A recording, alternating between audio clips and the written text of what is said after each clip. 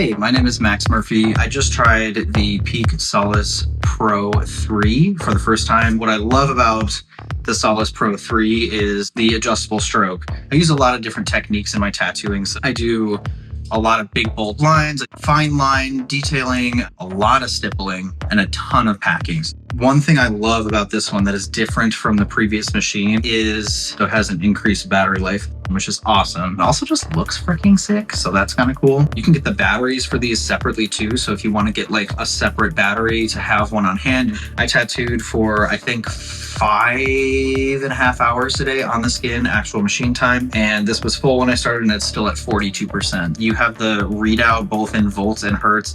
I am a hertz guy through and through. I think it's just a way more accurate way of knowing how fast your machine is going. It's nice to have the volts on there too. If you're curious about how many hertz is a certain voltage, it's cool to have them right next to each other to compare. The session timer, it's such an underrated feature. It's so much easier to just glance at my machine and see, okay, I've tattooed for 3 hours, 59 minutes and 22 seconds, rather than having to constantly remember what time I started, take out whatever time we use for breaks. Having this timer on when the machine is on is so helpful. It is silent. You may remember me from a previous video holding up the Solice Pro 2 like this.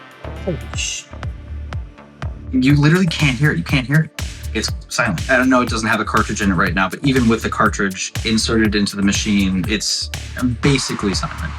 This one felt as stable as, if not more stable than the Solice Pro 2. It's really, really light. Like, it doesn't feel too heavy, and it feels really balanced too. So when I was tattooing, it didn't feel like it was so back heavy that it was starting to hurt my wrist.